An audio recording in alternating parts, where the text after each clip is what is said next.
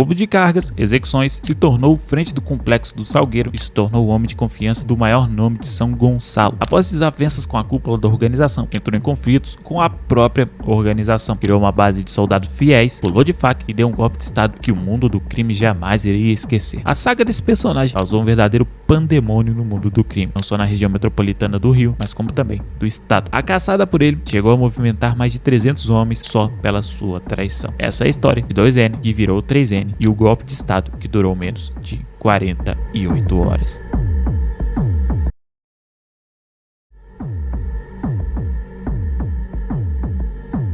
Thomas Jason Vieira nasceu em 1993 em São Gonçalo, no estado do Rio de Janeiro. Thomas começou no Complexo do Salgueiro em São Gonçalo. A palavra final do Complexo do Salgueiro era de Antônio Hilário Ferreira, conhecido como Rabicó, sendo um dos líderes mais antigos do C Vermelho. Para você ter ideia, ele era da segunda geração do C Vermelho. Thomas começou a se destacar no crime como assaltante e pelos corres que fazia na ponte Rio-Niterói a mando de Rabicó. Na mesma época, aconteceu a ocupação do Complexo do Alemão, época essa que começaram a surgir as famosas UPPs. Como o Complexo do Alemão havia caído, o C Vermelho começou a operar massivamente no Complexo do Salgueiro. Nessa época, o prejuízo ao C Vermelho foi milionário. Em resposta, as atividades de roubo de carga explodiram. Essa rota, Magé, Itaboraí, Jardim Catarina, Salgueiro, são as mais perigosas para o caminhoneiro, tanto que nem a PF costuma trabalhar direito ali. Foi nesse cenário que 2N começou a se destacar.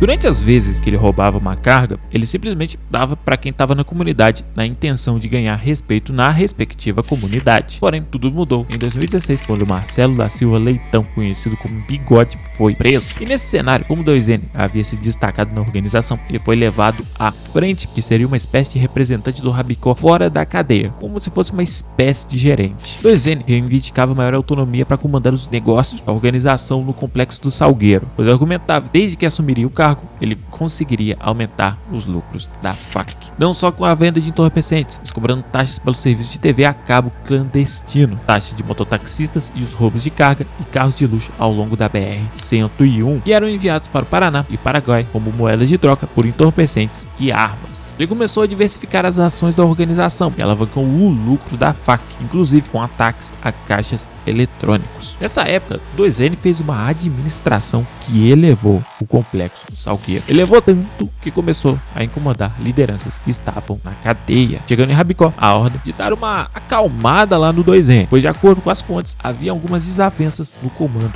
de 2N.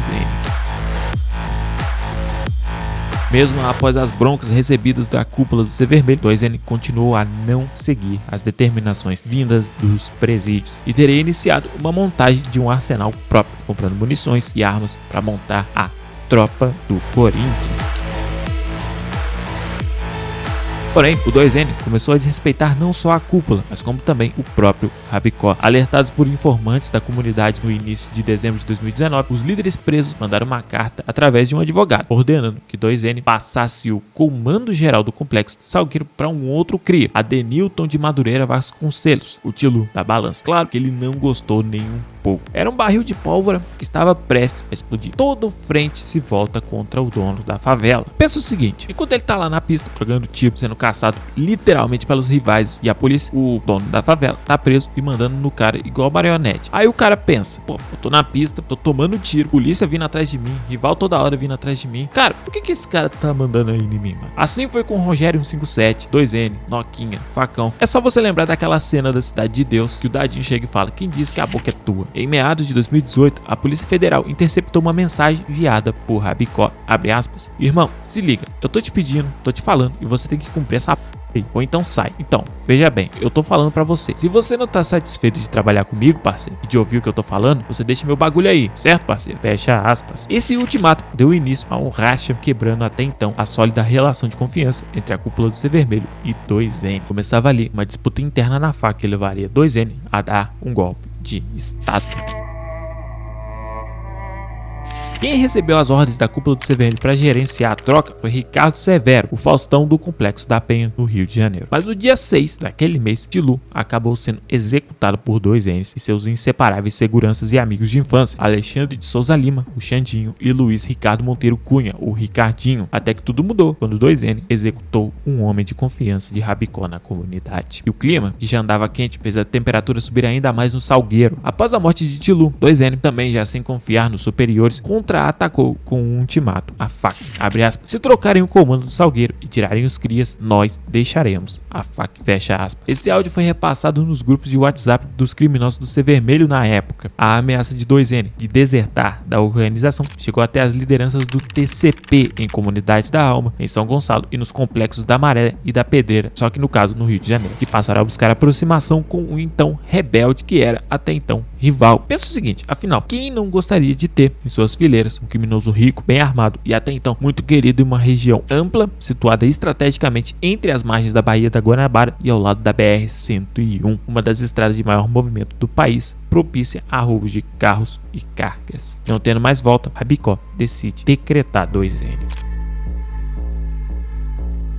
Com o fim das operações especiais das Forças Armadas no Rio de Janeiro, logo após as eleições e após o novo governo do estado do Rio, 2N viu a maré de repressão baixar e começou a colocar em prática os seus planos de mudar de empresa do crime. Tanto que a nova vida incluiu até mesmo a oficialização de sua relação com a mãe da sua filha. Na manhã de domingo do dia 13 de janeiro de 2019, em um salão de festas do Complexo do Salgueiro, ele reuniu parte dos integrantes da futura tropa do Corinthians, Xandinho, Ricardinho e Biscoli, que deixaram de lado por algumas horas os fuzis e pistolas e vestindo impecáveis ternos, sapatos e gravatas, acompanharam o chefe e até então a primeira dama do Salgueiro selarem um matrimônio sob as bênçãos de um pastor de uma igreja local. Após a festa e uma breve lua de mel, 2N continuou colocando em prática seus planos de golpe de estado, prometendo um plano de carreira com expectativa de lucros maiores e também de poder. Ele atraiu para sua empreitada outros 2 ocupantes de funções estratégicas do Ser Vermelho e donos de comunidades importantes na região. Porém, 2N tinha uma moral muito grande. O cara tinha tanta moral que ele criou um bonde que seguiria ele independente do que ele fizesse. Ou seja, para churrascar o 2N seria uma guerra que ia custar caro para ambos os lados. Com 2N à frente estava montada a tropa do Corinthians, que durante 7 meses, a partir do dia 25 de abril de 2019, colocou em xeque o domínio do Ser Vermelho em várias comunidades de São Gonçalo, Niterói e Itaboraí. Para essa missão, a cúpula do Ser Vermelho foi atrás de um cara que depois virou inimigo do 2N. Antes de continuar, todas as fontes que nós utilizamos nesse vídeo nós sempre deixamos no primeiro comentário fixado. Fontes estão aqui no primeiro comentário fixado e também tem link para acesso do Discord do canal. Acessa lá que você vai gostar.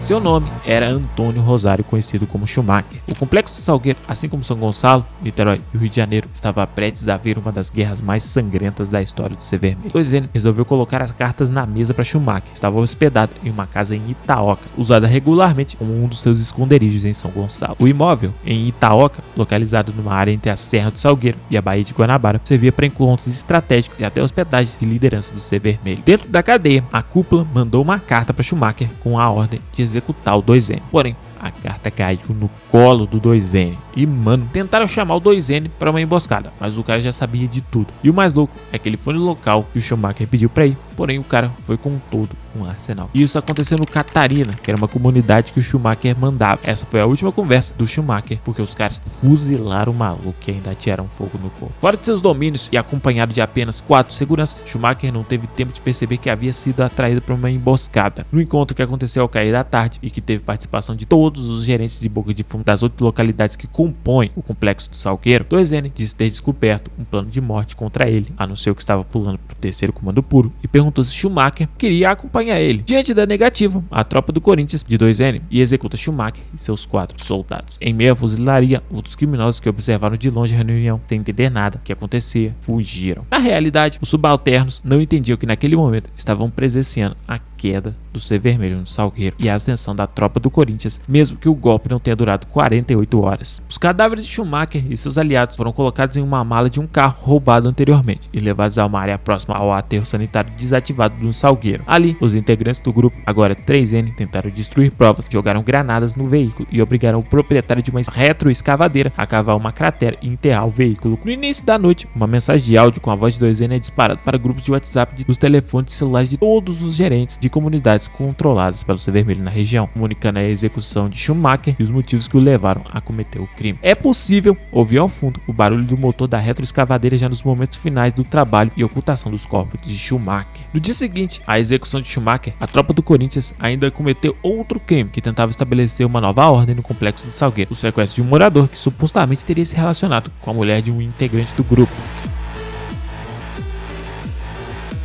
Desde a morte de Schumacher, o C Vermelho passou a fazer uma verdadeira caçada no Salgueiro para matar o 2N, que agora era 3N. Publicaram vídeos em redes sociais onde estão armados com fuzis atrás do que eles chamam de traidor. Inclusive tem uma foto muito famosa que mostrava 3N retratado como uma espécie de Judas. Na imagem, um boneco está com um cartaz na frente com os dizeres: 2N, traidor, safado. E o que aconteceu agora foi que 3N era o dono do complexo do Salgueiro e do Catarina. A moral do cara foi lá em cima. Nesse momento, o C Vermelho, já da capital, estava preparando uma galera para ir tomar de volta o Salgueiro e o Catarina. Nesse momento que 3N já viu que no C Vermelho ele já não era mais bem-vindo, então ele decide rasgar a camisa de vez e pular pro TCP. E foi aí que seu nome mudou de 2N para 3N. O cara provocava, fazia um barulho danado. Não foi só isso, como também começou a dar nomes, endereços, contatos que antes eram de serventia do C Vermelho pro TCP. O que teria revoltado ainda mais as lideranças, além da morte do Schumacher, era o fato de que 3N teria levado cerca de 40 fuzis, dezenas de pistolas, todo um estoque de munições, além de entorpecentes puros e sem misturas, dando prejuízo de mais de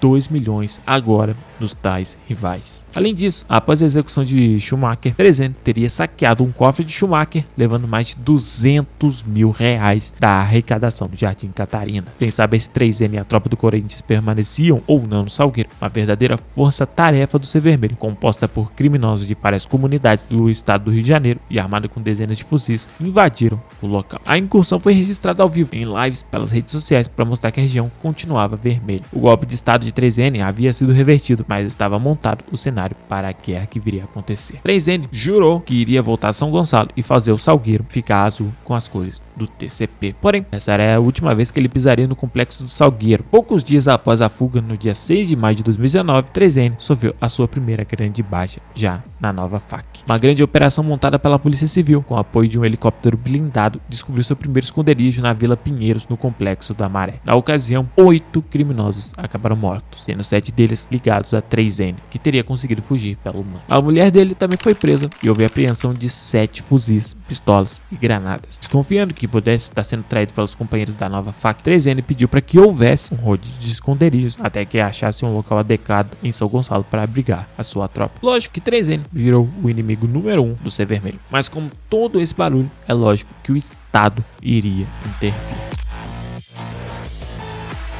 Tudo aconteceu em Itaboraí, quando agora 3N tentava aumentar a influência do TCP, que foi quando ele entrou em um conflito contra a Polícia Militar de São Gonçalo e a CORE. 3N morreu nesse conflito. Uma imagem que rodou na época foi com o corpo de 3N já sem vida com o pingente do Salmo 91. Essa foi a história de um dos golpes mais loucos da história do C Vermelho no estado do Rio de Janeiro. Embora o golpe não tenha sido totalmente efetivado, durando apenas menos de 48 horas, isso ficou na história do crime do Rio de Janeiro. E essa foi a história de 3N.